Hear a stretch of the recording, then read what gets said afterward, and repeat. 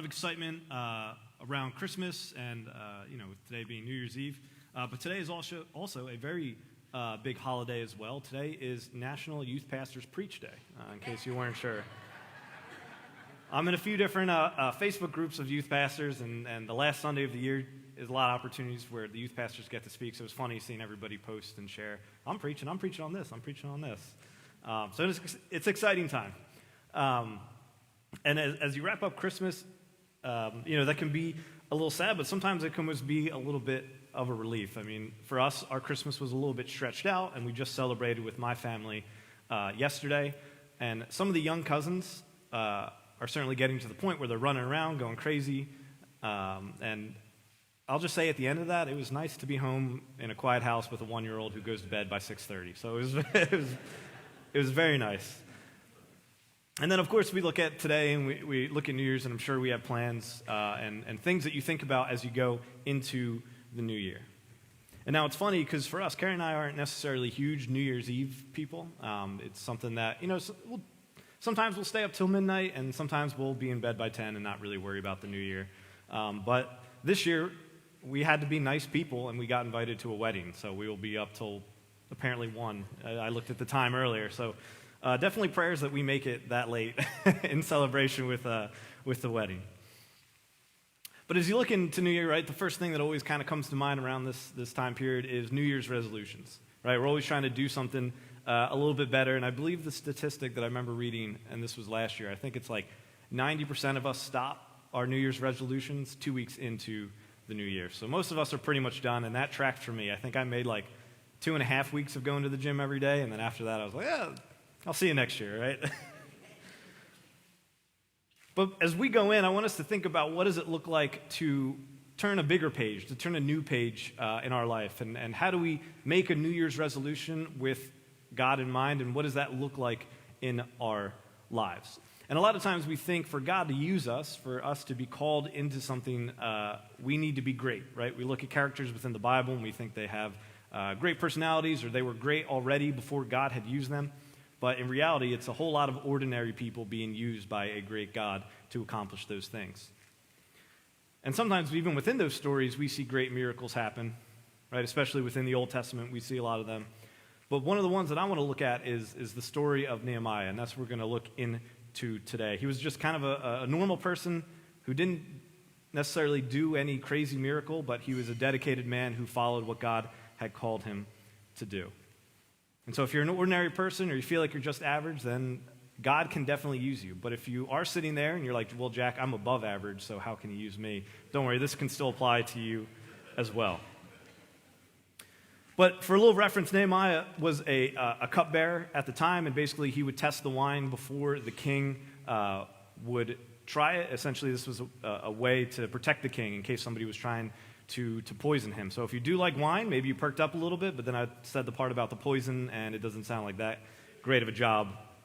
And that's what it was. He wasn't anybody special. He wasn't a priest. He wasn't a prophet. He wasn't a warrior or a king. He was somebody who was almost a shield to the king, someone who could be a little bit expendable. But he was a man who saw something in the world that bothered him, and he wanted to change something about it. So we're going to start in Nehemiah chapter 1, and we're going to go verses 1 through 4, and we're going to jump around several times throughout this book in the Bible. But it says, in the month in Kislev, in the 20th year, while I was in the citadel of Susa, Hanai, one of my brothers, came from Judah with some other men. And I questioned them about the Jewish remnant that survived the exile, and also about Jerusalem. They said to me, those who survived the exile and are back in the province are in great trouble and disgrace. The wall of Jerusalem is broken down, and its gates have been burned with fire. When I heard these things, I sat down and I wept. For some days I mourned and fasted and prayed before the God of heaven. And so Kislev is around the time of November, December, right? They're not celebrating Christmas like we do. This is 444 BC. And then Susa was modern-day Iran. And so some of the background to this as well, this is 1,000 years after Moses led people out of bondage, and it was said if they obeyed, they would be blessed. But as we see and know, many turned from him, and he would drive them out of the land. All right, this is 590 years after David defeated Goliath, and when David became king and the glory years happened, Solomon built his temple, but then kings disobeyed the law. They brought judgment, and they were divided. And then after some time, they were able to go back and rebuild the temple. But it is crazy to think that the walls of Jerusalem at this point were down for 140 years. And that's something a little hard, I feel like, for us to bring into perspective of something being down that long. And the thing that I made a connection to was in 1814 when the White House was burned by the British when they invaded our country. How crazy would it be if for 200 years we just never rebuilt the White House, if we never actually cleaned up the damage done to that, right? It would almost feel like, what are we doing as a country and how we represent ourselves? And I know that's not a biblical example, but I feel like that's one that could apply to how you see the different countries. But all this had happened. They worshipped false gods. The Babylonians took them into captivity, and when they finally moved back, they did rebuild the temple, but it was people just kind of working with what they have. It wasn't the best temple that it was, but it was something that they were able to work with. And so through that, the walls remained down. It was vulnerable, and it was embarrassing for the people living there. And so what it took was a cupbearer, which essentially, like I said, is just someone who tastes wine. He's kind of like a butler around there. He stood up and he said, somebody has to do something, and it might as well be me. And so this was an ordinary man who wanted to see the world change. He wanted to start a new chapter for his people, turn the page, change something for them. And I feel like there's a few qualities we can see within these first few verses that we should apply to our lives when we're trying to make a difference, when we want to change something that we see is wrong in the world. And the first one might be a little weird, it might be a little uncomfortable, but it is sit down and cry. In verse 4, he says, when I heard these things, I sat down and I wept. And Nehemiah lived in Persia, almost 1,000 miles away from Jerusalem, right? He lived in a general comfort of things. He had a little bit of status, a little bit of influence. And it could have been easy for him to think, that's sad, but that's not my problem. That's far away. And I'll even say sometimes for me personally, it's easy for me to do that. It's easy for me to open up Facebook or Twitter or check the news and see something that happens even just across our country and especially across our world, where I'm like, that is sad, those people are hurting. I want to do something, but I feel like I can't. And so I just share it on Facebook or retweet it on Twitter or whatever it might be. It's easy for us to see issues in our community and just say that's sad and move on. But what he really did is he sat down and he cried because this thing truly broke his heart. And I want you to think about for you, and this is different from person to person, what in this world breaks your heart? There's a lot of broken things that we can look around, not just within Washington Township, but our country and the world. You can see broken families. There's physical and sexual abuse. There's poverty. There's hunger. There's human trafficking. There's callousness to God. There's people with no hope. There's so many categories of things that are wrong in this world, and I'm sure of the things that I listed, maybe one or two stood out to you. And so if you know what truly bothers you and know what's on your heart, I would almost encourage you to do what Nehemiah did and let that in. Let that in, feel the pain, embrace the burden. Because when you start to learn more about them, when you start to make that a part of your life and be knowledgeable about it, it's when you're ready to take those steps into acting. And I know that many of us could even think of those things that I just listed. Well, Jack, I'm only one person. What can I do? And the great part about all of this is that Nehemiah knew that it wasn't just him trying to rebuild the wall. He had a God that was calling him to do this as well, and that changes everything because as one person, you think you're in the minority, but if it's you plus God, you're always going to be in the majority. And so he sat down to cry, and then the second part was that he kneeled down to pray. For some days I mourned and fasted and prayed before the God of heaven. He covered everything that he did with prayer. This was the first of 12 different times that we see Nehemiah lead with prayer in this book. Right? We can be facing walls that look impossible to break down or build up in this case, but we need to know that with all things are possible with God. And so that's something that you want to take into this when you think about building up walls, about changing the world, about changing your life. Know that it can be done with him, but we need to go to him in prayer and seek him. So share the burden, share that pain that you felt on the topics that we talked about earlier. And then the third thing is stand up and act. You can feel the pain and let it in. You can go to God in prayer, but he's going to call you to act. And so the question is, how are you going to do that? And as we go on in Nehemiah, once he found out about this, eventually he has to take wine to the king, but he goes in and The king can see the distress on his face. He can see the sadness. And that had never been seen before because that could be viewed as an insult to the king if Nehemiah were to show up in a bad mood. And the king noticed. And so in chapter 2, verses 3 through 5, it says this: I said to the king, may the king live forever. Why should my face not look sad when the city where my fathers are buried lied in ruins, and its gates have been destroyed by fire? The king said to me, what is it that you want? Then I prayed to the God of heaven, and I answered the king, if it pleases the king, and if your servant has found favor in his sight, let me send him to the city of Judah where my fathers are buried, so that I can rebuild it. Nehemiah saw this issue.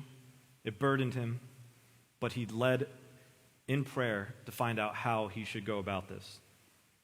And so God called him to go. And in the midst of this, it's crazy that he's being questioned by the king, and it says he took a moment to pray to the God of heaven. He wanted every action that he took to be led by God first. And he noticed that something was wrong in this world and that somebody has to do it. And so an ordinary person said, it might as well be me. And what's interesting too, of course, we know that there's many other problems going on in the world. This isn't the only issue that is being raised at this time. But Nehemiah chose this one thing. You and I can't change everything, but God can call us to do one thing, and we could do something about it. And if you think about it, some of these burdens that you might carry, some of the frustrations you have, you don't realize that they can open doors to be a greater blessing in your life if we let that in. And so if you're deeply bothered by something in the world, don't worry about it, because that means God could call you into that area. But if you're going around the world and not being bothered by anything, to me that's almost more cause for concern. But what's awesome is as we go through and you read more of the story, it's not some of the crazy miracles that you see throughout the Bible. There's no parting of the sea. There's no lightning. It's just Nehemiah, the cupbearer. His walls are down. He prays to God. He gets permission to go, and he goes 1,000 miles. And in chapter 6, we see what starts to happen as he starts to build the walls. He starts to get closer and closer to his goal. And it says, when the word came to Sanballat, Tobiah, and Geshem the Arab, and the rest of our enemies, that I had rebuilt the wall, and not a gap was left in it, though up to that time I had not set the doors in the gate. And so when you're going through all of this, when you're going through the things that need to be changed, the closer that you get to doing what God wants done, the harder your enemy will fight to stop you. They didn't necessarily take up arms and try to drag him down when the walls were still in rumble. They stood up to try and stop him the moment they realized the walls were up and the only thing left was the gate. It was in those moments they realized that how close Nehemiah was, they had to step in and act. And this is easy to see in big moments like this, but sometimes we miss those things going on in our lives. We don't realize that the closer we get to God, there's going to be more things popping up in our lives that are trying to drag us away.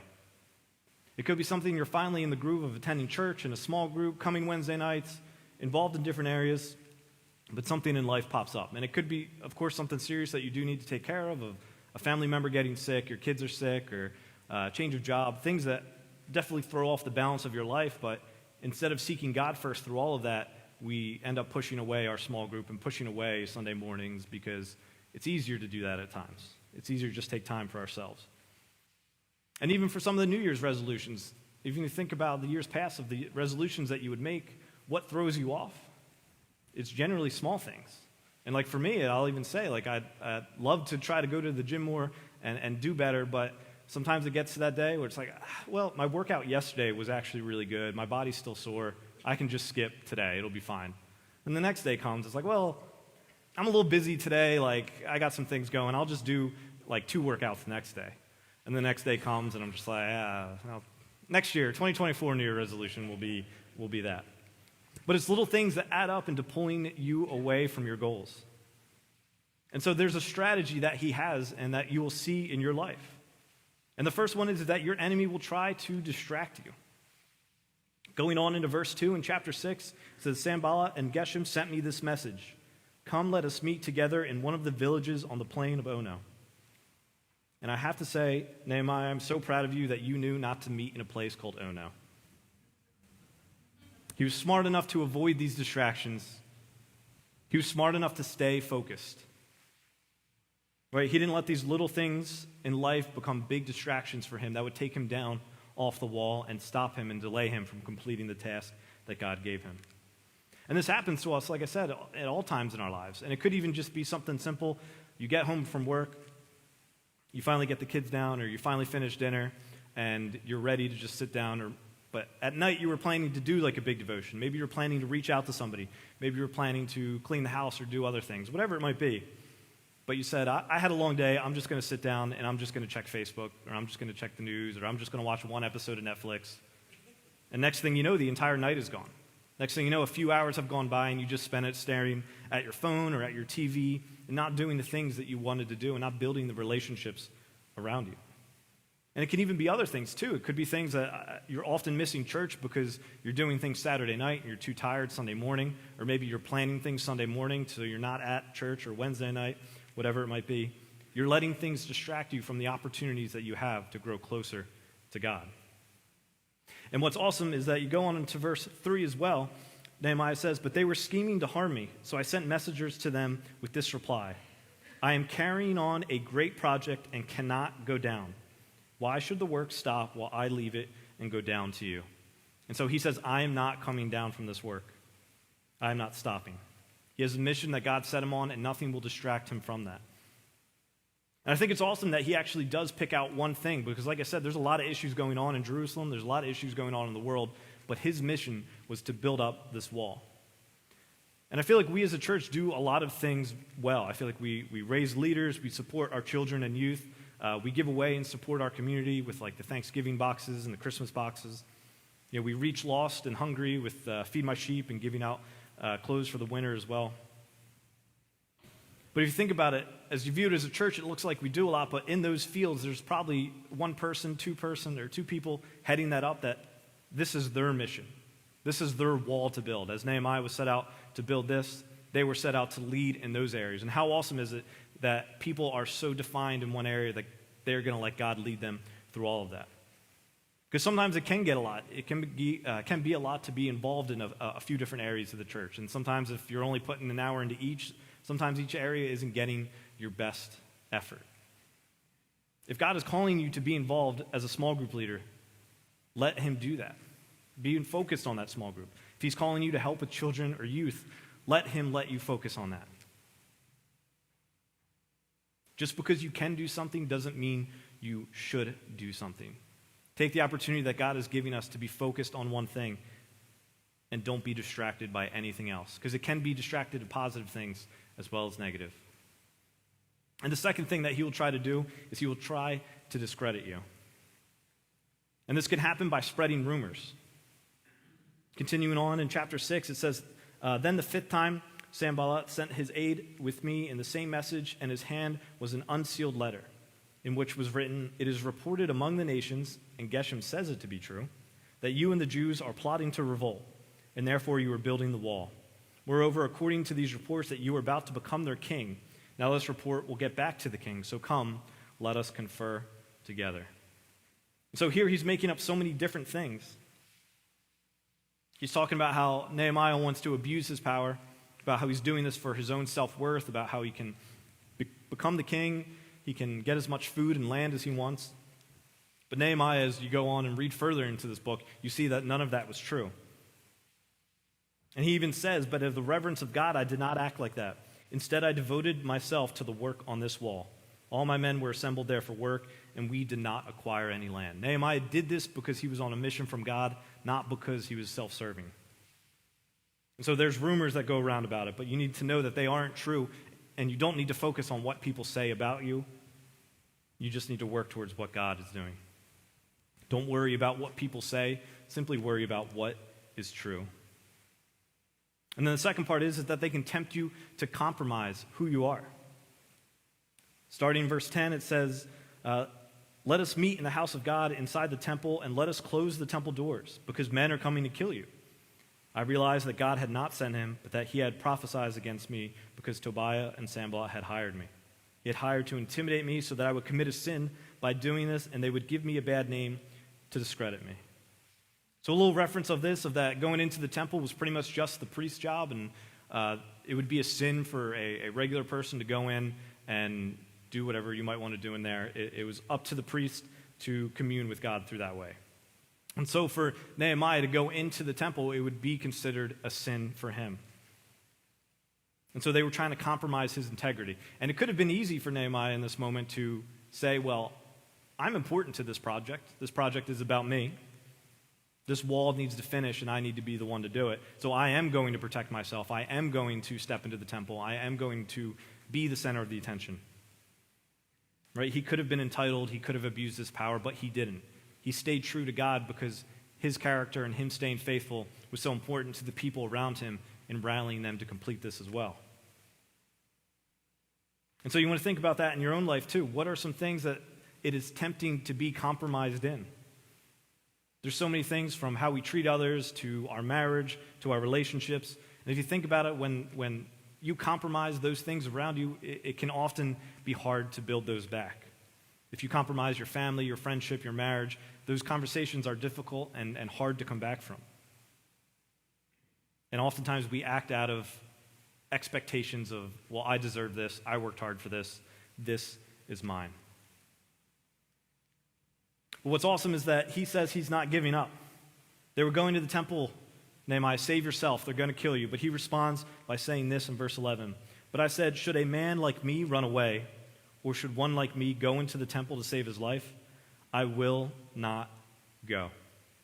He was not giving up his good name. He was not going to give up his integrity. He was not going to give up the cause that God had set before him. He was there to build a wall, and he wasn't going to go home until it was done.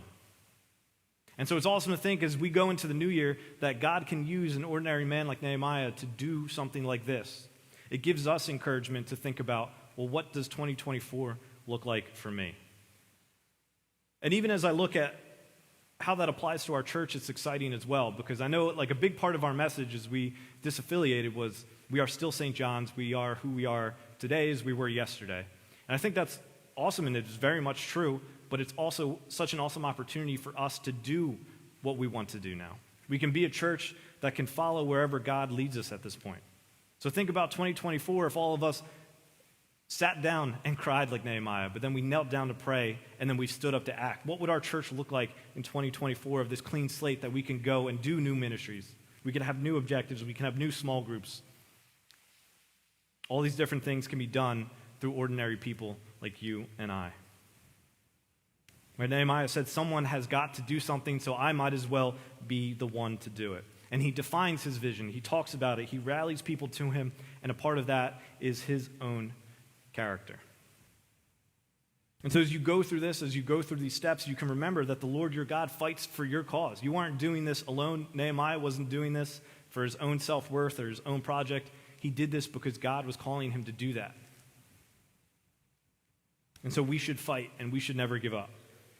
We shouldn't be distracted, and we shouldn't come down from the wall that God has set us on. We're doing a great work, and don't come down, and don't quit. And so eventually in chapter 6, in verses 15 and 16, it says this. So the wall was completed on the 25th of Elul in the 52 days. When all our enemies heard about this, all the surrounding nations were afraid and lost their self-confidence because they realized that this work had been done with the help of our God. It wasn't a lightning strike. It wasn't a flood. It was simply God working through people. And how awesome is it is that it doesn't say the nations were afraid because the wall was so big. It said nations were afraid because they realized that the work had been done with the help of our God. How awesome can our testimony be to people around us when they look at it and say that was done through God? How does that change the perspective of what we do and how we act? And think about it. If Nehemiah compromised his integrity, people could say that was done through Nehemiah. If he listened to the lies or got down or was killed or distracted, what would that say about him? But he stayed faithful and true, and because of that, people were able to say, this wall was built with the help of our God. And so I want us to think about that. As you go on, you realize that he started to get targeted more and more. And it brings it up to the point that those who are most successful, are always those who are the most focused in our life. The closer that he got, the more focused the enemy got on him. But he didn't come here to get rich. He didn't come here to become successful or gain a name as governor. He came here to build a wall. And in our lives, when we get success, that is often a breeding ground for distraction. The closer that you get, the more opposition you will face.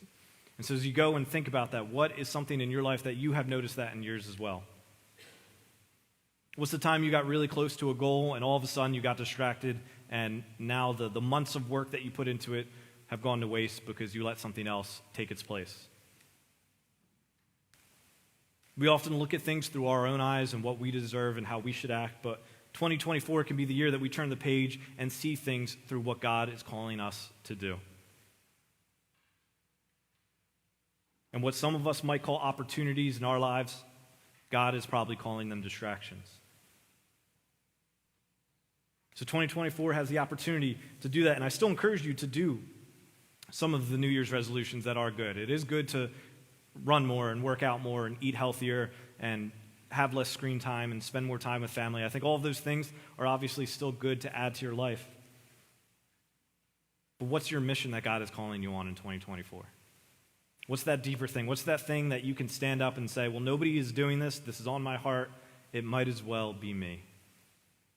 And again, I'm not asking you to travel 1,000 miles to build a wall. But what I'm asking is, what is something that you feel like maybe our church is missing, our community is missing? And how can you stand up and be the difference in that moment?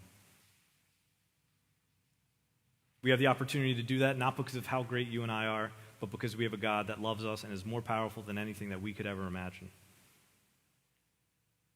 So let 2024 be the year where we stand up and say, this is wrong, this is an issue, and it might as well be me who goes and fixes it with our Lord. Would you join me in prayer? Lord, as always, I just thank you for this opportunity to come here and worship you. I pray that we can walk away from this morning still having some good ideas of what we want to change about our lives in 2024, but that we can use this opportunity to really think about what is it that you're calling us to. How can we grow closer to you? How can we find what is on our heart and bring that to you? Let 2024 be the chance where we can make this kingdom grow bigger and bigger in our communities and not just be focused on ourselves. And so, Lord, I thank you for who you are and all that you continue to do in our lives. Amen.